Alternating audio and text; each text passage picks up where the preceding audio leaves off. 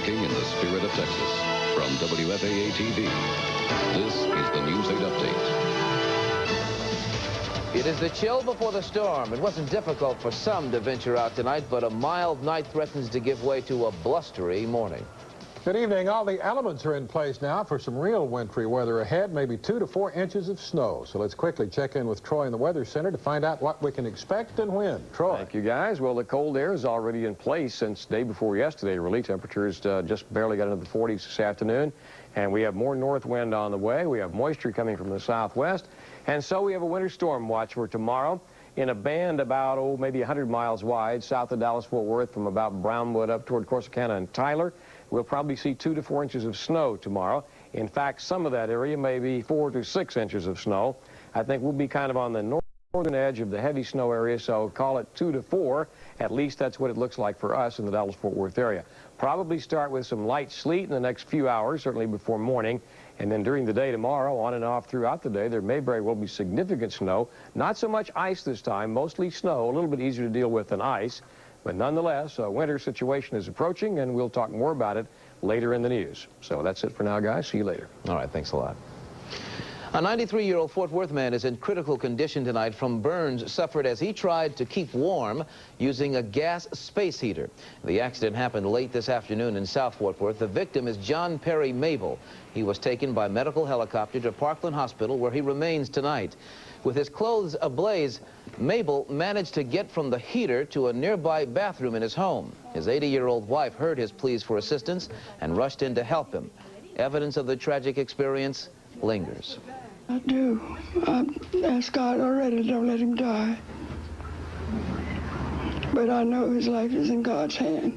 A friend of the 91-year-old fire victim says Perry Mabel was known to many in the 1920s, the 30s, and 40s as the man who ran Tucker's Grocery, then the only food store on Fort Worth's south side.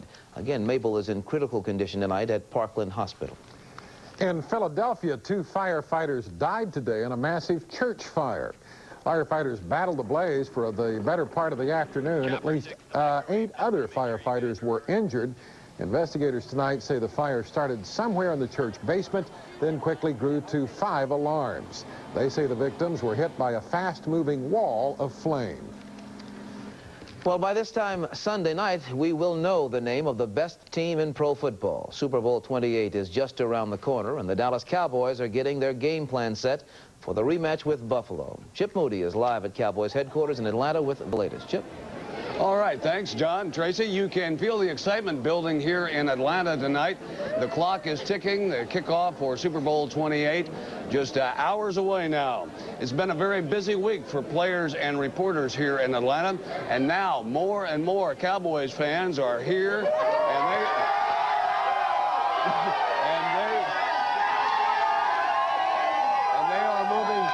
are moving into high gear.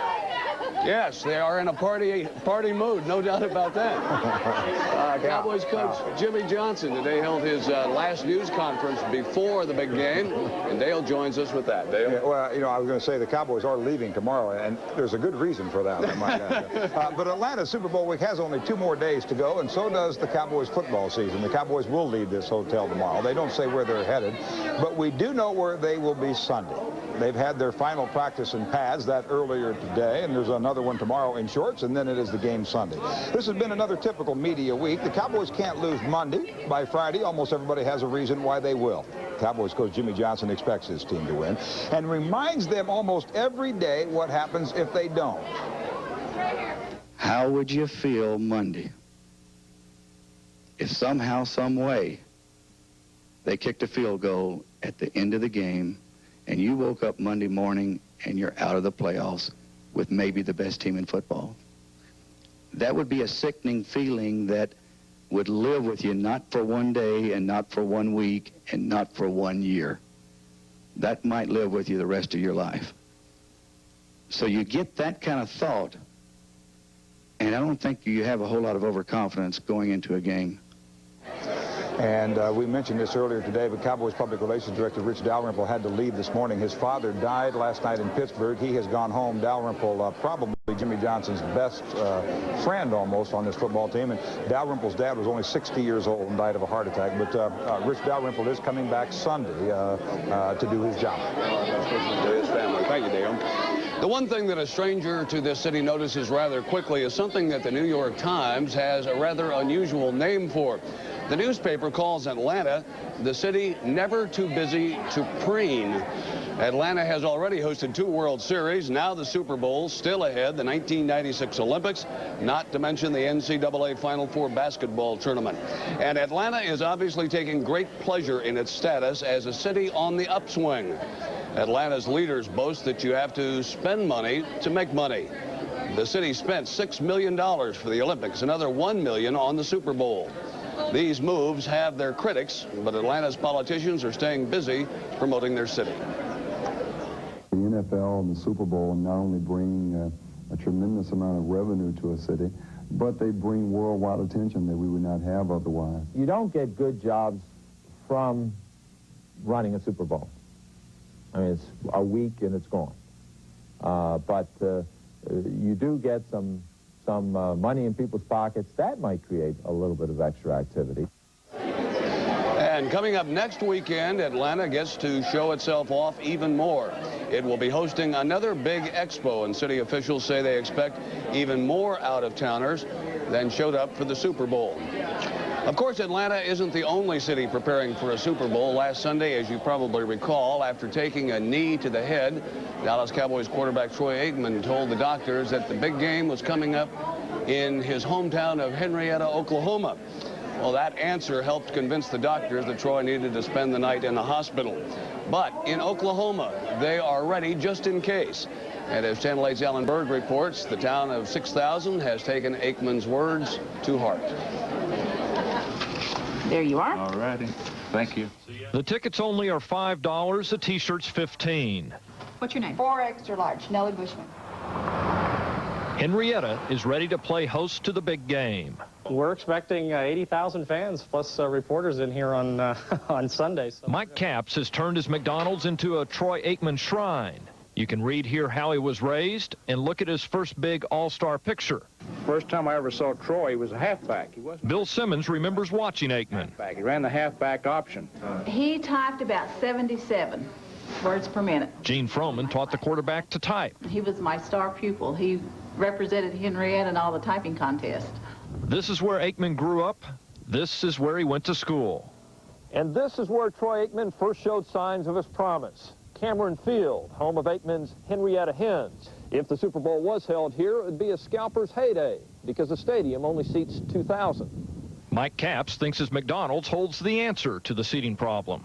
we'll do some quick remodeling on top of the restaurant and maybe add some skyboxes and like Dallas Stadium. Go Cowboys!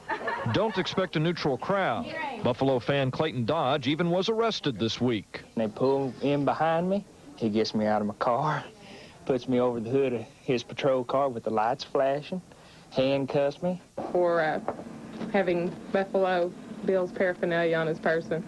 Police have another problem. The street sign for Troy Aikman Boulevard keeps getting stolen. Hello, Troy. Yes, from Henrietta. Just one measure of Henrietta's Aikmania. Did you start a Troy Aikman pennant? Started printing last night about 10 o'clock, and we printed as many as we could until 3 this morning, and we're printing right now.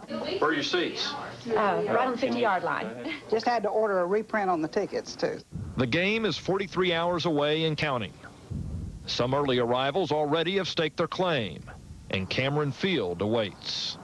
Allenberg, Channel 8 News, Henrietta, Oklahoma. Well, some things in Henrietta have changed since Troy went to school there. In fact, the high school football name has changed from the Henrietta Fighting Hens to the Henrietta Knights, and that sounds like a good move. The partying here in Atlanta is going strong tonight. We'll take you out to meet some of the stars who are out on the town a little bit later in the newscast. John, Tracy, back to you. Okay. Chip, thank you very much. Coming up next on tonight's update, Arlington investigators may be closer to determining why firefighters could not find a burning apartment with a woman inside. Also tonight, a Contact 8 report reconfirms an age-old truth. You get what you pay for. And Friday night's a big night for parties in Atlanta, as Chip was mentioning, and we'll take you to one of them when we come back. There are new reports tonight that skater Tonya Harding's former husband has reached a plea bargain agreement with authorities. The network report says Jeff Gillooly told investigators Harding approved the plot to attack Nancy Kerrigan. Gillooly reportedly will plead guilty in exchange for a 2-year prison sentence. Harding says she's innocent and learned of the plot only after Kerrigan was attacked. In Cleveland today, a dramatic display of nature's wrath.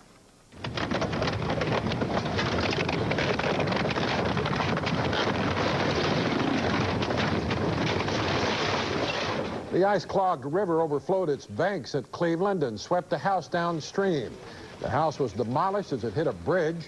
Within the last 24 hours in the northeastern U.S., temperatures jumped from near zero into the 40s, unleashing the power of rivers and streams that had been frozen solid. Arlington fire officials have released a 911 tape that indicates dispatchers were told specifically about smoke coming from the apartment where the body of a woman was later found. That information apparently was not relayed to firefighters who left the scene before the body of 48-year-old Brenda Lanningham was discovered. Ruth Stovall called 911 and told operators the fire was coming from the apartment behind hers. But that information was not included in a computer message sent to firefighters. Arlington 911, what are you reporting? I'm reporting a fire at the Union Creek Apartments. We're in apartment 111. Our apartment's filling up with smoke. It's got to be the apartment behind us. Oh my God, our house is... It's not y'all's apartment? Do you know what that smoke's coming through the vents?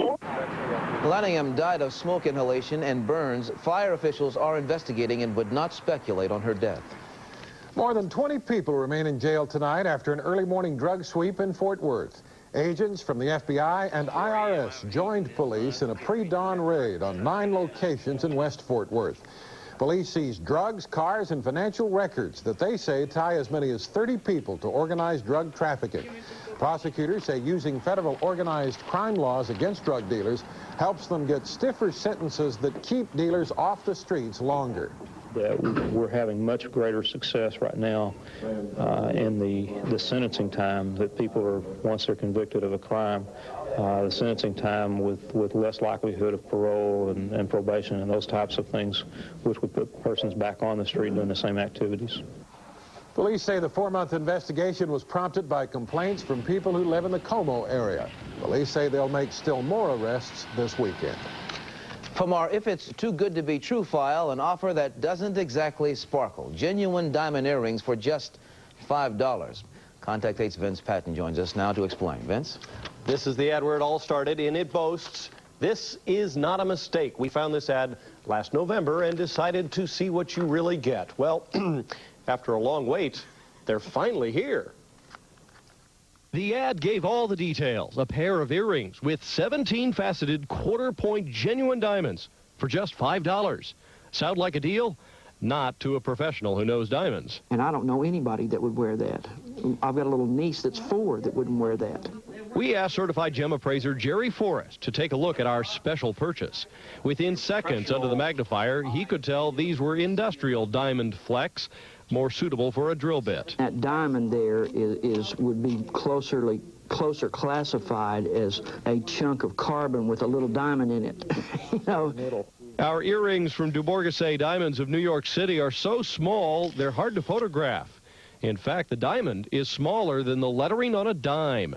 That larger circle in the earring is just a metal disc. The diamond is the tiny circle in the middle of that. This is .91. Forrest's official measurements shows each of our diamonds is less than a millimeter across.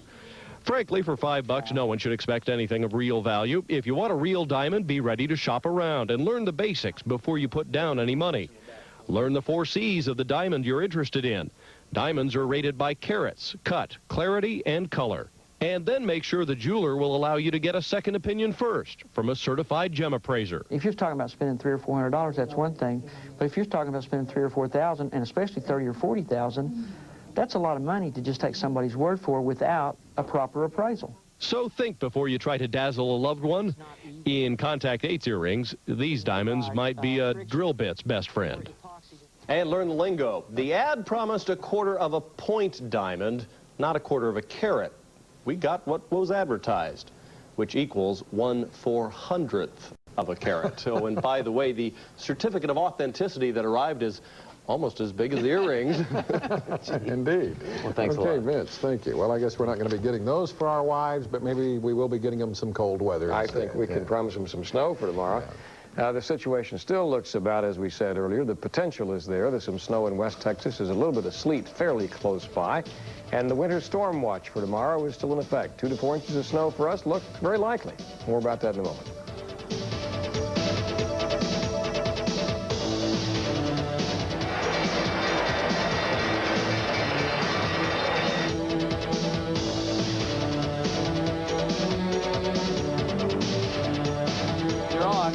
Everybody, oh, who's going to win?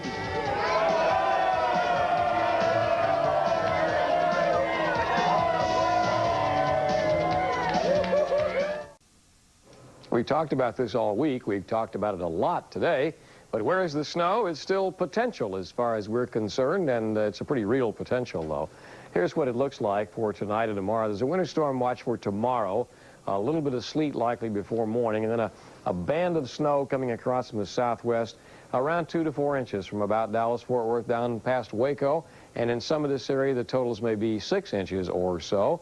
It's a little difficult to say exactly where that would be, but if I were going to guess based on the information I have, I would say just south of Dallas-Fort Worth in a band, perhaps around Whitney, Cleburne, north of Hillsboro, up to just north of Athens. Well, that's what it looks like for tomorrow. Here's what it looks like tonight.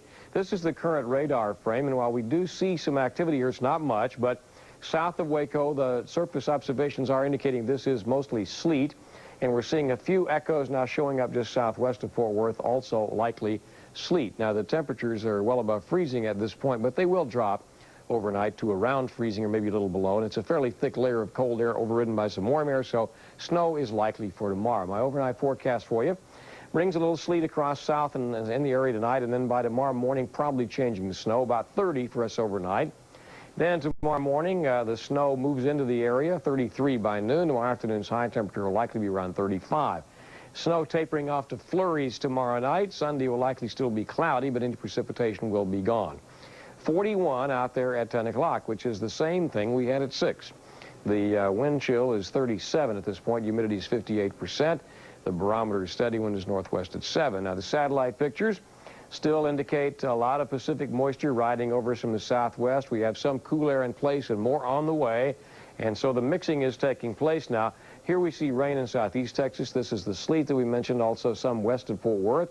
And we are seeing the snow now south of Lubbock to middle and Odessa, and more coming from the west as the upper air low pressure trough, the broken red line, moves toward us tomorrow. The closer that gets, the more the potential for snow will be manifest in our area. Temperatures at 10, 41, 25 at Oklahoma City, 32 at Amarillo. Some cold air not far away, and northerly winds still bringing that down toward us. Wind chills, not much for us. Our wind chill is 37. It'll be breezier tomorrow, though, and it'll feel quite cold. All right. Today's high temperature was 42, just 1 degree warmer than we are now, and the low was 32. The air quality readings for today. Friday's air quality readings are good. In fact, they match. The pollen count's 110 grains per cubic meter of air, all fungus. The U.S. satellite pictures now. We get a look at this moisture streaming in from the southwest, and look at these clouds in the middle of the country dropping north to south. Here comes more cold air, which will help with all this mixing process. Tonight we see rain in the southeastern states, and by the way, it's a good thing the Super Bowl will be played indoors. Sunday should be a rainy, cold day in Atlanta. There might even be some snow there. And the snow is moving toward us from the west. Temperatures, 3 at Bismarck, 25 at Omaha and Chicago, 36 at Memphis, 32 at El Paso right now with snow. Tomorrow in the southeast, a cold day with rain except warm in Florida. In the northeastern U.S., Saturday will be cold, some rain in Virginia. In the north central part of the country, Saturday afternoon will be quite cold, some single-digit highs tomorrow. In the northwestern states, snow, cold, cool in the western coastal states. In the southwest, it looks to be sunny and cool. And for us, winter storm watch, snow with rain in southeast Texas. Overnight tonight, then, sleet changing to snow likely by morning, low 30, high 35 tomorrow with snow, maybe 2 to 4 inches, maybe a little more just south of us, low 22. Sunday, cloudy. It actually should be 38 for a high on Sunday, low 24. And on Monday, decreasing clouds with a high of 40. Tuesday, it looks like sunny with a high of 35, but those lows around 20, so it stays quite cold. And Wednesday, sunny with a high of 40 degrees. Neil Barton stopped by a little while ago. He's checked into the nearby hotel, and he will be with you in the morning to let you know what's going on. Yeah, just in case. Yes, indeed. Good thinking. Thank you, Troy. Dallas High School is one of just 2 in the nation to feature large collections of museum-quality art. This weekend, the Jesuit College Preparatory School also will host a famous Southwestern artist. And Channel 8's Ana Martinez reports. Yeah, this is going to go in the dolly when he comes back. It's not every day a world-famous artist mingles with high school students at their own school or anywhere else. But Amado Peña is not your typical world-famous artist, nor is the Jesuit your typical school.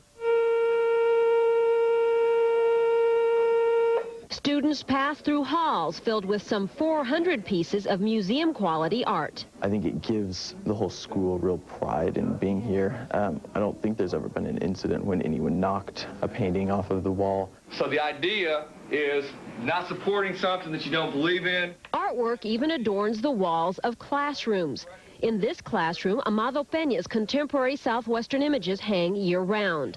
This day, Peña, himself a former high school teacher, has come with dozens of paintings and prints to be sold in a one-man show at the Jesuit. Obviously, this is a very different level than going into the classroom and doing a workshop or having a lecture with kids. It's different, but it's still the same interaction. You're going to share with kids something. Is it Native American or mestizo? It's a mestizo. Yeah, it's a very stylized, but it was primarily developed as a, well, it was to represent one. While the former art teacher has time to talk with some students individually, he'll also make an impact through the money the show makes. Peña will donate part of the proceeds to the Jesuit Scholarship Fund. About 25% of the school students pay their tuition with the help of such scholarships, like student body president Angel Villarreal. I wanted to see someone that has painted so well, painted the Native American in such a great aspect, painted the mestizo in such a great aspect, and it makes me proud. The heart and soul of the work is the people, and then my responsibility is to tell stories about the people. No doubt the scholarship funds are important, but for former teacher Peña, the impression his work makes on young people seems equally rewarding. Ana Martinez, Channel 8 News. Well, next on News 8, the Cowboys head into Super Bowl weekend, a final practice for a confident team. But imagine if the Cowboys lost, perish the thought. Well, we will look at that possibility when Dale rejoins us from Atlanta.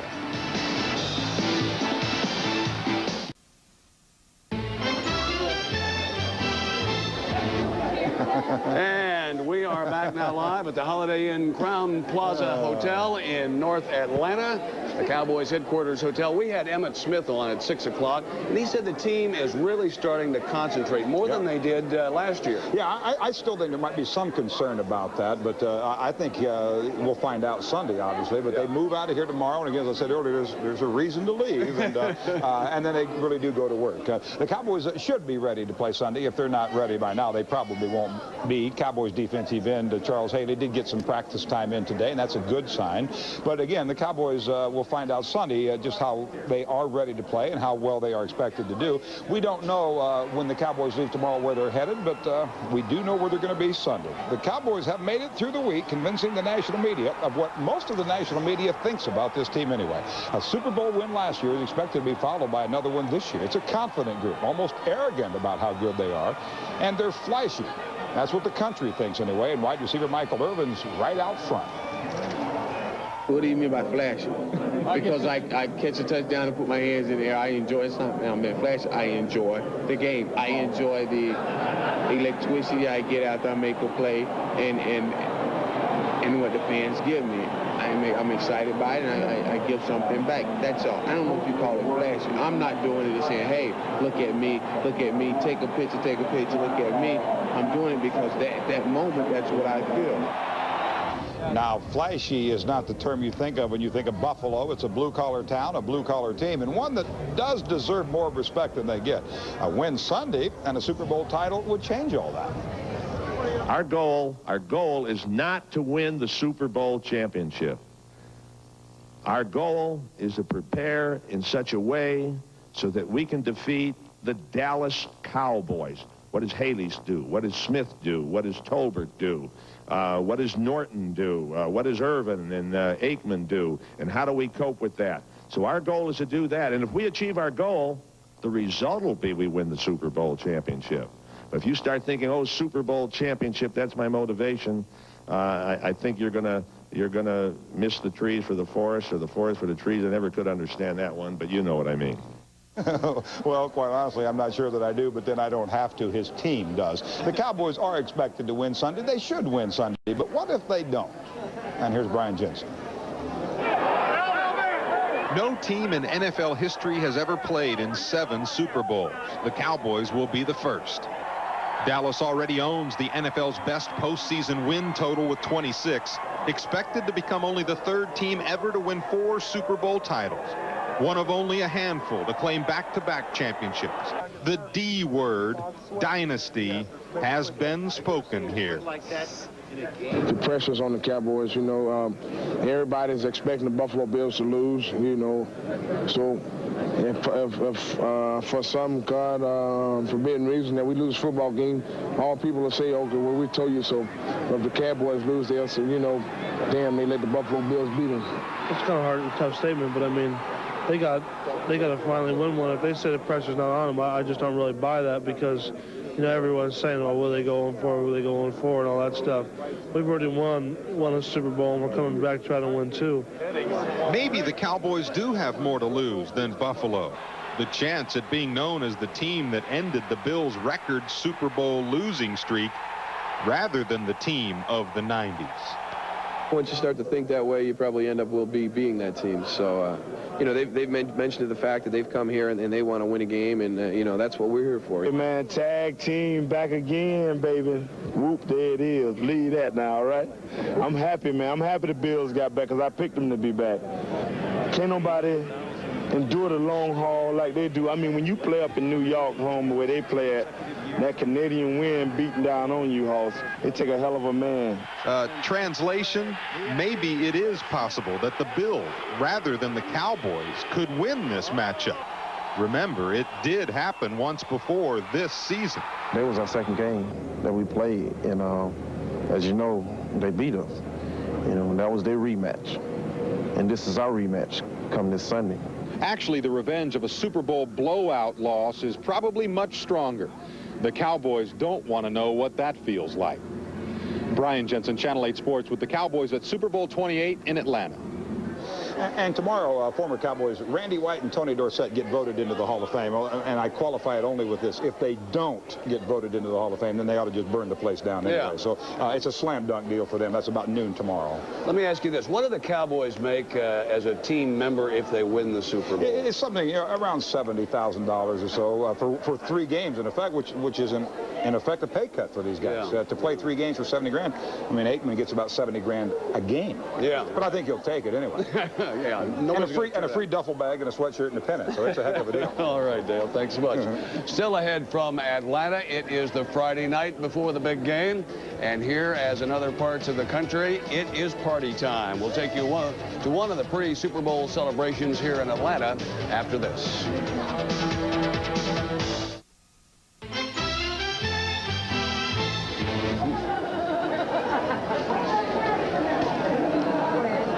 It is another fun-filled night here in Atlanta, Georgia, in the Cowboys hotel room, especially in their lobby of the hotel, I should say.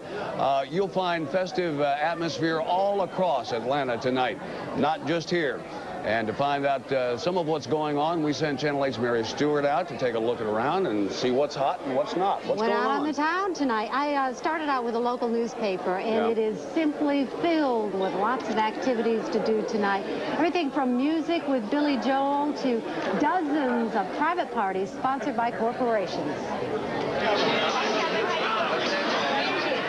The single spots are hopping tonight with everyone who loves sports and anyone who ever played one professionally. Outside, the limousines are 2 and sometimes 3 deep. Inside, fans pay $10 each for a chance to rub shoulders with NFL players from around the country. Mark Higgs, a running back from Miami. Cliff Levinson of the Chicago Bulls. And Raiders offensive tackle Steve Wright. Everyone is stargazing in Atlanta this weekend. Go Cowboys! Even Hollywood actor Judd Nelson. I came to watch Thomas Everett, who's the free safety for the Cowboys, all-pro free safety. I believe he's going to get 1, maybe 2 picks tomorrow, maybe return one of them back for a TD, and I think the Cowboys are going to win like last year. Maybe the score's a little bit closer, but the Cowboys going to win. Let's hope he's right. Yeah. And kind of along the lines of what Dale was talking about, you know, these football players for the NFL can get between $5,000 and $10,000 for just appearing at these big bashes. Yeah. But the one that we went to tonight was a charity deal, and the money went to the United Way. Okay, great. Well, thank you, Mary. That sounds good. Yeah, there's lots going on around Atlanta tonight and tomorrow. It's going to be crazy. Before we leave you tonight, John and Tracy, let's ask a real stupid question here. Who's going to win on Sunday?